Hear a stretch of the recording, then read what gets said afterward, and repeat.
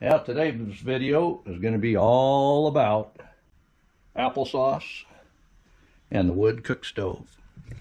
Remember, if you have any questions or comments, go ahead and put them below. Would you do it this way? Go ahead and let me know. Well, good afternoon. We're going to do a stove project today. I know you've been waiting for one of those. And we have a list of things we want to accomplish on this video. One is cleaning the wood cook stove. I'll show you how to clean it out a little bit deeper than probably anybody else has shown on the channel. How the wood cook stove works. There are just a few things that you do need to know on the oven gate and whatnot. We're going to just be cooking on the top today, so we won't need that, but I'll show you what that's all about. What kind of wood do I use? That's very important. When we get to that one, pay close attention. And then the last thing we're going to do is go ahead and cook on it, and we're going to do Mother Nature's applesauce recipe. I'll show you what that's all about. It's a fun project, and it's much easier than you could probably imagine this to be. So to clean the wood cook stove, we're going to go ahead and pop it apart here. As you see, all the pieces over the fire come out easily. Then we have our interior pieces that are the inside of the fire.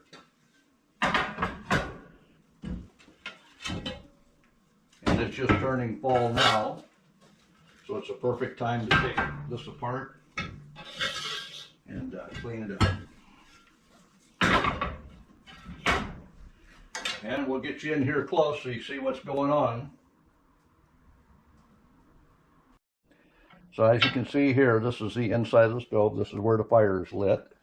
And on my particular stove, the heat shield that was here was missing. So what I've done is I've made a deflector, so that will deflect some of the heat away from that. These are the pieces that should be in here. You see they're nice and thick cast iron. And it is more important to have this on the oven side of the stove, because you don't want to burn out your oven. But you can see this hasn't had the shaker from the last fire. And we're going to go down here with our tool and shake, and I'll show you what that's doing, but we'll go ahead and shake the ashes down. And that's what that's all about. Very quickly, all the ashes drop to the bottom. Now, one thing I tried showing in my last cooking video is if you flip the grates all the way over, this is your coal grate. So you could build a fire of coal on top of those grates when they're flipped up. But all we have nowadays is wood, so we're going to go ahead and flip them back down, and that's what we'll be building our fire on top of. You also see there's a lot of ash up here. I'm not even going to worry about that, because that's where the wrap over the oven is, and I don't want to disturb any of the material there. Then in the back here, the fire will come up and up the chimney here. So that'll go on and up. And then we have an oven gate, and you see the lever here. This will actually close down the gases, the smoke, from going up the chimney, and it forces it down under the oven, where it goes down under and then up the chimney. Let me show you the back of the stove here. So you do see there's an upper channel to the chimney and then a lower channel to the chimney. That lower channel is where it takes the gases and smoke that go around under the oven and up to the chimney.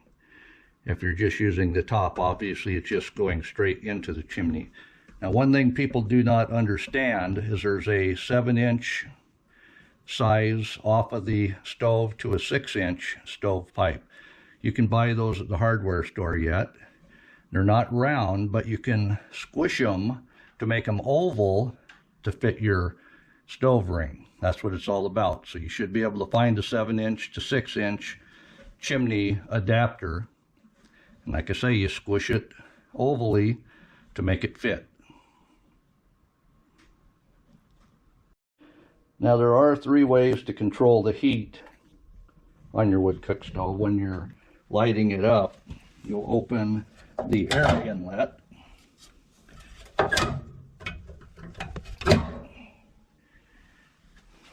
and you'll make sure the chimney flue is wide open.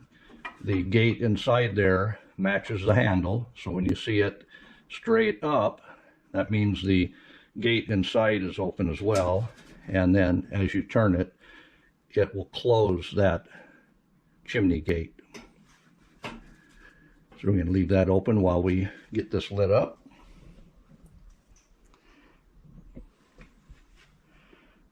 So the two functions for heating the stove would give it more air to the bottom or more air up the chimney if you wanted to cook on top. So what we have above our grate, you see the cutouts in the side here. That's where you have 2 plugs that could be taken out, and an black iron pipe would be put in a loop. Go in and back out for heating your water. I don't have water that I need to heat out here in the shed, but that was the way people heated the water for their entire house. For baths, there weren't really showers back then, but for a bath, I was usually once a week anyway, doing the dishes, whatever. That was how they got their hot water in their stoves. So what I'm going to do is sweep all this ash down into the center here. Let's build up over the last winter.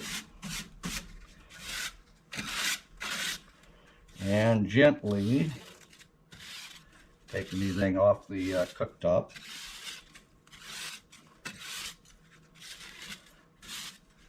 Sweeping it all down into the ash pan in the bottom.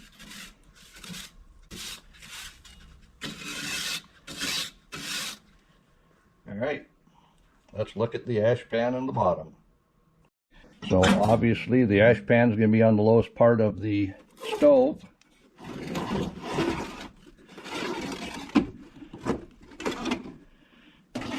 And they made shovels to clean out what didn't end up all inside the ash pan. Now it's not important you get every bit of ash out of there. I guess it would be more important to get all the ash out if you're going to sell it or move it. But just for cleaning it, that should be good.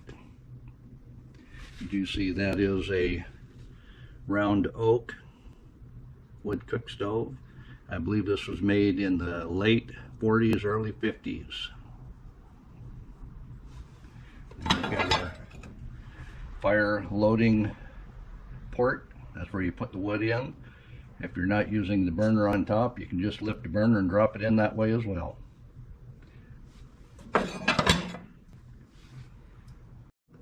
So then after we cleaned out the ash bin, we do have the clean out under the oven. I think I've shown you that in my other cooking video, but we made us a clean out tool. This is a piece of 1.5 inch aluminum, and it's big enough to get in. We're gonna go in as far as we can, drop it to the bottom, and drag out all the stuff that might want to come out. And you can see, after a couple years of use, this is ready to be cleaned out.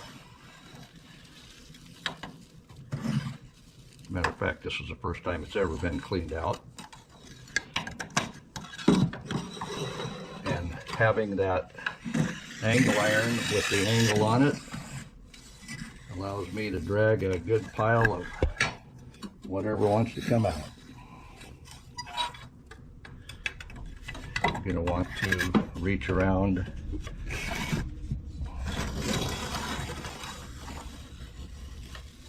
bring anything out. And interesting thing that happened this spring is I got a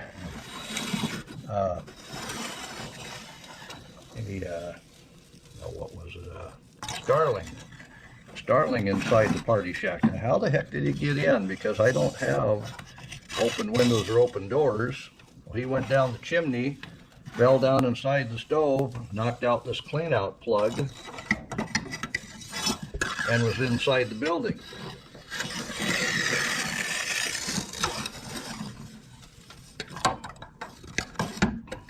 So if there wasn't anything in the chimney, I guess he knocked it down with him.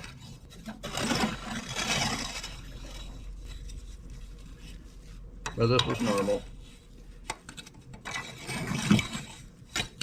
Looks like there's a little bit of stuff from the insulation on the bottom of the oven as well. But for as old as this is, wouldn't put it past me, it's deteriorated.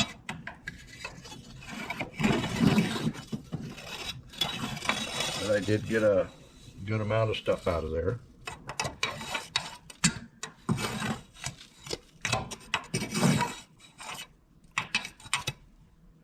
Alright, and you see, this is what keeps that plugged.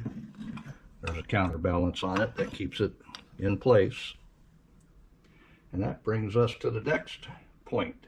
What kind of wood should you be using in your wood cook stove? One thing I did want to talk to you about is the type of wood I use. I have wild cherry and I have alder. Both of these are hardwoods. There's some maple in here as well. Here's some maple. This is all seasoned wood. Yes, pine and fir will work. The only thing is, in a wood cook stove, it will soot up quicker. This is why I use the hardwoods, and I have plenty of it.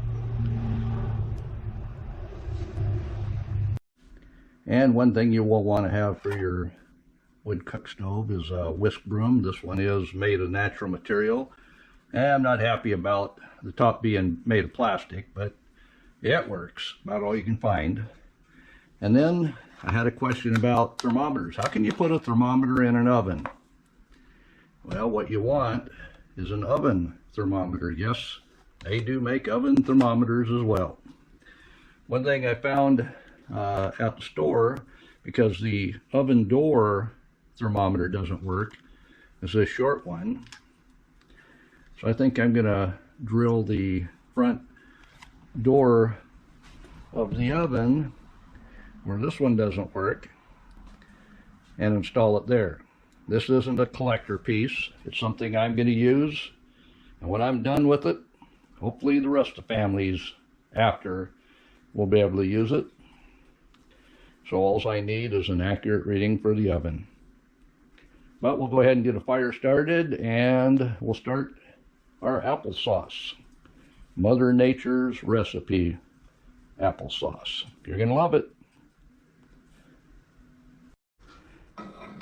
Well, this is a fall day, but it's a warm fall day. But you can have to take the days you can. I'm loving this warm weather, but I do have all the windows open. I'm going to go ahead and build a fire here. Show you how I'm going to do that. So the first thing I'll do is make sure the air inlet in the bottom of the stove is open. And I'll grab some wood out of the bucket. I'll put that wood across the bottom. And what I'm going to do is build a upside down fire. So this is my base. And I'll grab some newspaper, put in there next.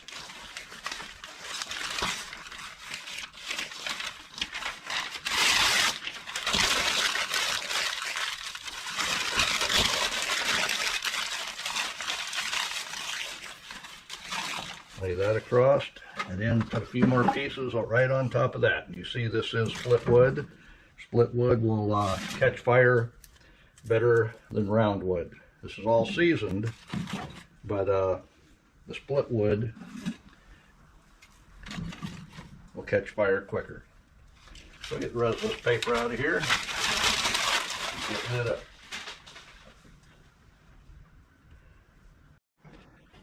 So go ahead and get the small sticks on top there now.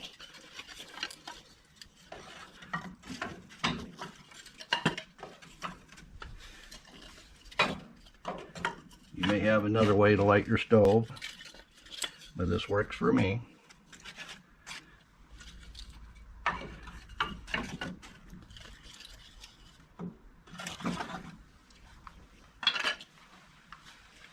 And we'll make our oven gate open. That lets the smoke go straight up the chimney, and our oven, or I mean, excuse me, our damper is all the way open as well.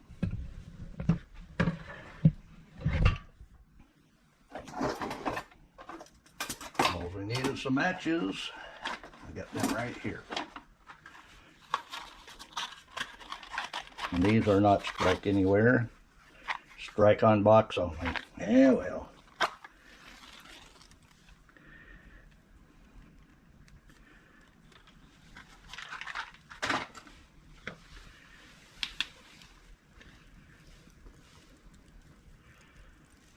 And just like that, that should start taking off. Of course, you can see smoke. That's going to be a normal thing. As soon as that chimney warms up a little bit, I won't have any more problem with the smoke.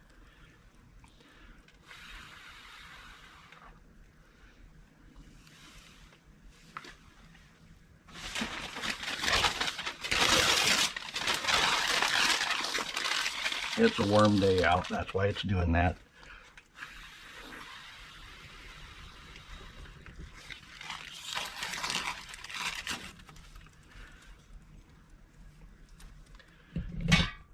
Get a good fog of smoke there. We'll go ahead and close this. That will help the smoke go up the chimney.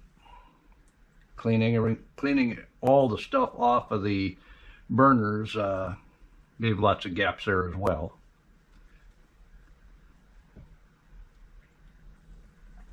See, closing that up pretty much stop the smoke. Let's go ahead and check, see if that fire has taken off. Oh yeah, this is only about 3 minutes since I lit that paper, so I'll keep an eye on that. Make sure it continues to flame and heat up. And this is why you want your whisk broom, natural fiber whisk broom. If you had the plastic here, that wouldn't be good. That would probably melt. Is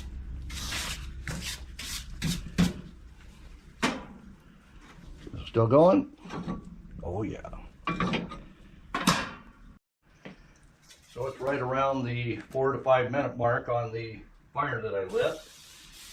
I'm going to use this vegetable oil to coat the top of the stove.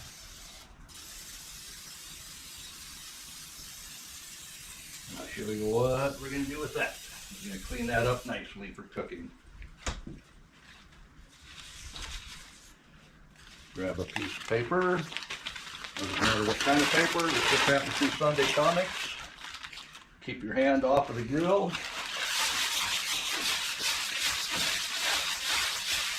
This will put a nice, even coat of oil over all the metal.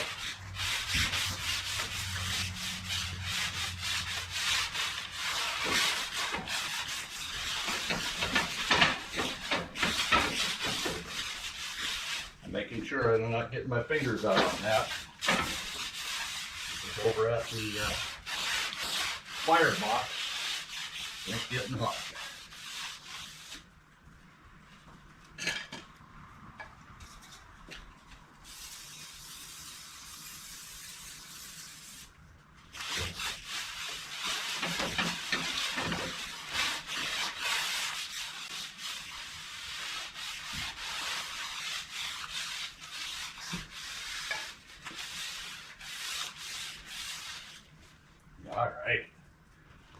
clean that off of there. Now, with the whisk broom again. So that paper came apart.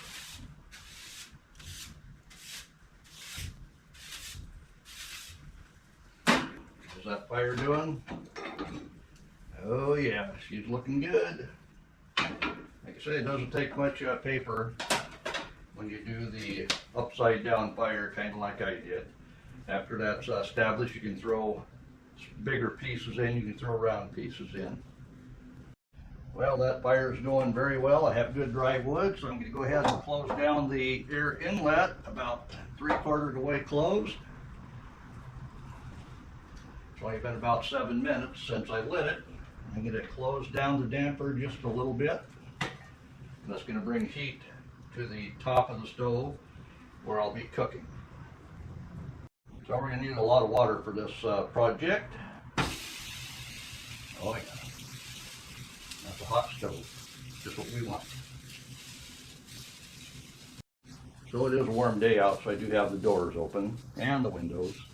But for Mother Nature's applesauce recipe, what I have is pure raw cane sugar that you can buy in the cubes. This is $1.79 at my local store. And then I got these cakes as well. So basically it's just raw cane sugar. And that's what we're going to use to sweeten the applesauce. The apples I'm using are not all that sweet. I should be able to take these, crack them in half. They were put in here moist, so they do come apart. Or you can crack these open as well. I'm going to put one of these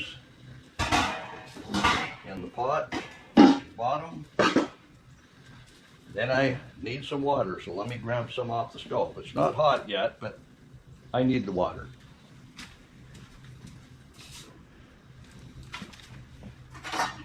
All right. So how much water do we need? Well, go ahead and count how many cups this takes.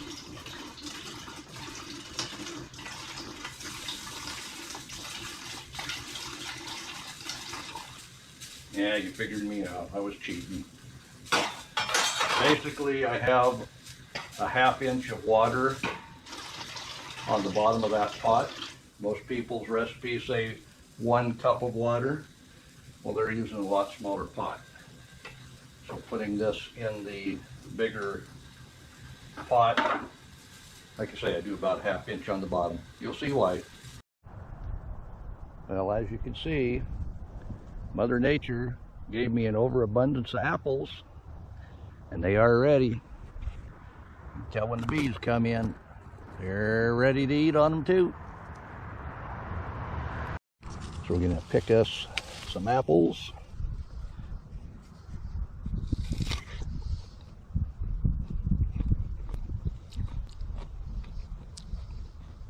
Oh, nice and sweet. We'll get us a bunch of these. But you know the deer are going to want them.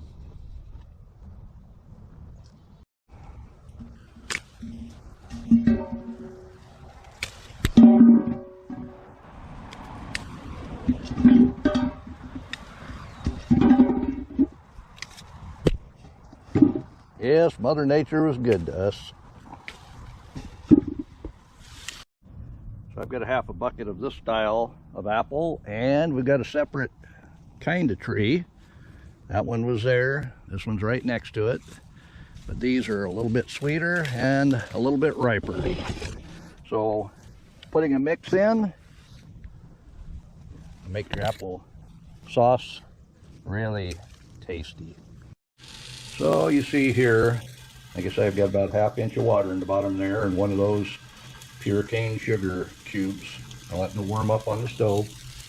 And I'll go over here where I've got another container ready. And we'll go ahead and get our apples ready in that one. That way we know how much I can take from that one and pour into that when it's ready. Alright, let's get it done. This is my bucket of apples I picked. This is 2 types of apples. And the only thing I'm looking for are any bird pecks or wormholes. I don't see anything there. That's good. So we're dropping the whole thing. This is Mother Nature's applesauce recipe.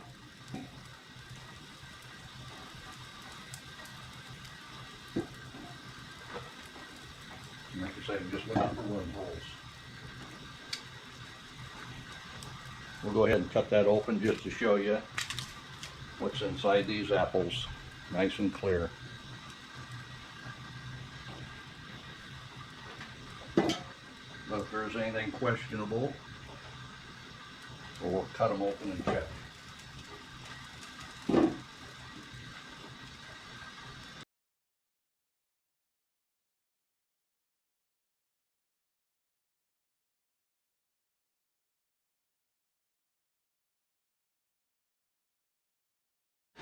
Now it's been about 10 minutes this has been on. As you can see, the sugar has melted down, so it's time to go ahead and add the apples. So because it does cook quicker if we cut them in half, that's what I'll go ahead and do here. Go ahead and get this whole pan of it in the water with the pure cane sugar. No worries about stems or seeds. It's all good.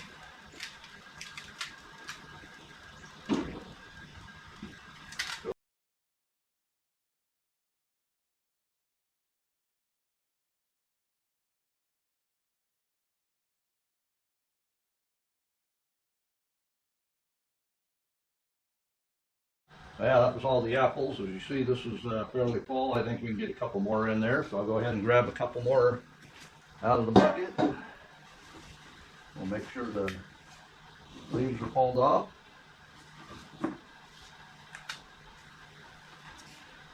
But cutting them in half gives you your last chance to see if they have any bugs. Like that one.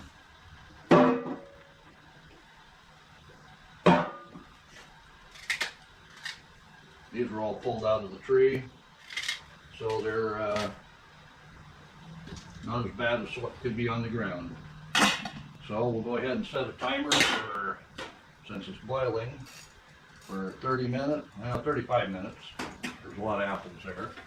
And we'll check that in 35 minutes.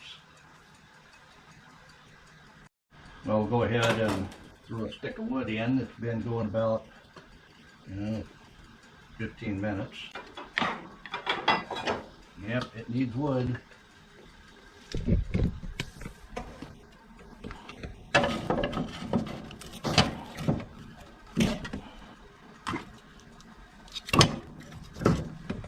And we'll throw in a full round.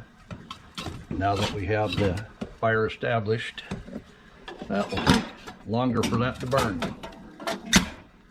All right. We'll be back in 35 minutes. Now I got a second batch starting here. Reminds me of a joke. Well, maybe it's a joke. What's worse than finding a worm in your apple? That's right, finding half a worm in your apple. Well, the timer went off, and we're going to check the apples. Yeah, down below it's ready, but on top it's not. Let me give you a quick look.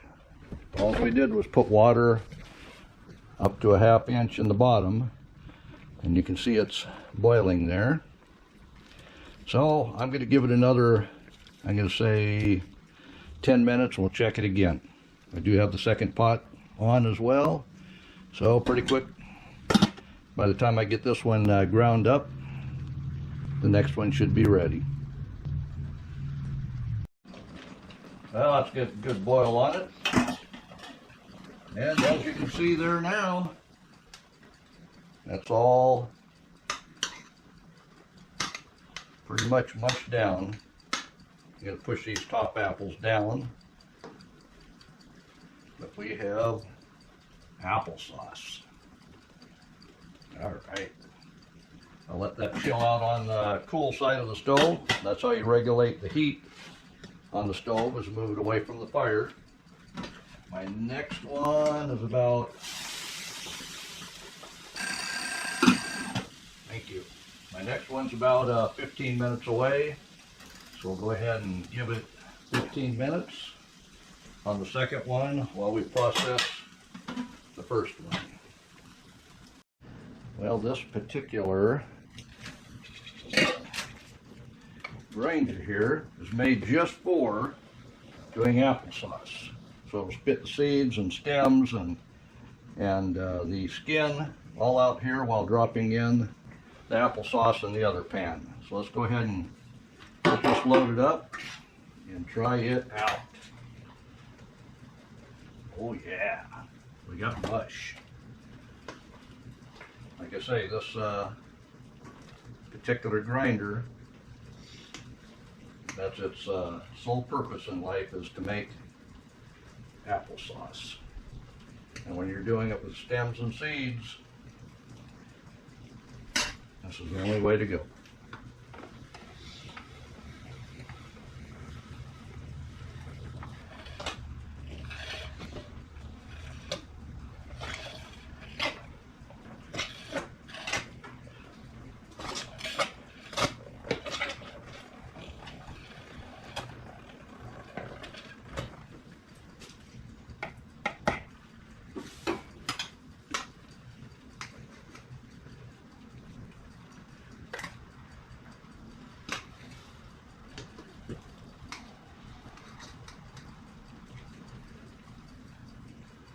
Yes, I did add more wood to the fire over there as well.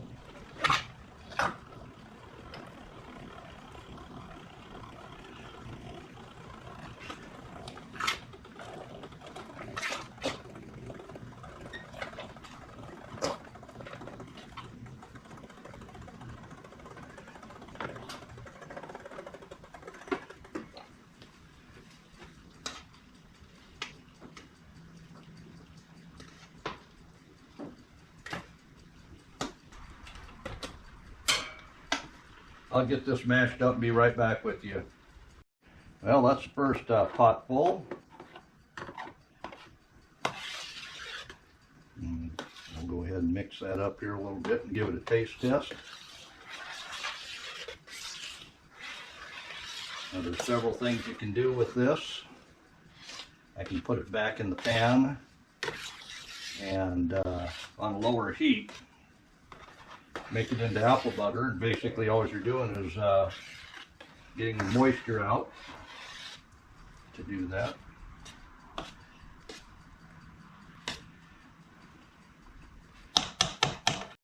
So I'll try a little bit of that, see how sweet that is.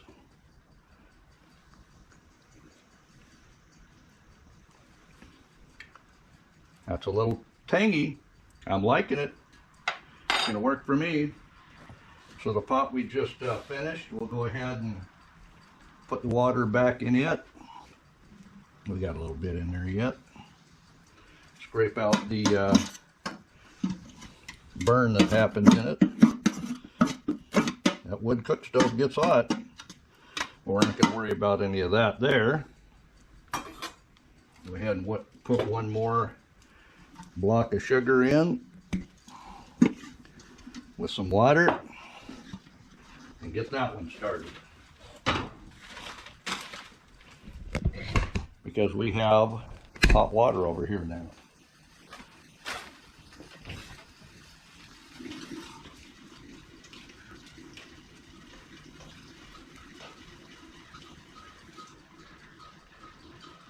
That's a ½ inch of water on the bottom of that pot. Now go collect some more apples and get another one started. Now there's a second batch mashed. And one thing you will get on this particular brand of ricer, everything it pushes off the far end will be drier than the applesauce on the cone end, which is fine. After you get it in the pan, mix her up. We've got our first one there, and our second one here, and we've got one more on the stove, and fixing to put another one in. So we're gonna have applesauce like crazy. Well, there you go. That's the fourth batch. You see how much core and peel and seeds and stems I have here out of 4 full batches. So I've got 3 already filled here bowls. So what next thing I'll do is go ahead and put them in jars, and we'll get them canned up for winter's applesauce. So we've got everything to clean up here. Next step will be go ahead and put all that applesauce in jars and can it up for winter. We didn't use a whole lot of wood, and what we did use is burnt down fairly nicely. Everything's nice and stable on the stove. I never did turn the oven gate on. I just left it wide open where it goes straight up the flue because I was only using this portion of the stove. If I was going to bake a pie or something, I could have had that oven on as well. The cooktop would have worked just the same, and I could have used the oven for baking. Yeah, I might even think about bread. Have you ever had bread in a cast iron skillet? That might be one of my next recipes. Let me know in the comments what you think.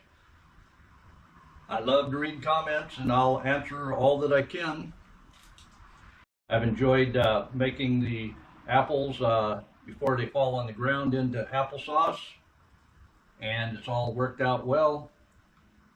But next video will be canning this. Thanks for watching.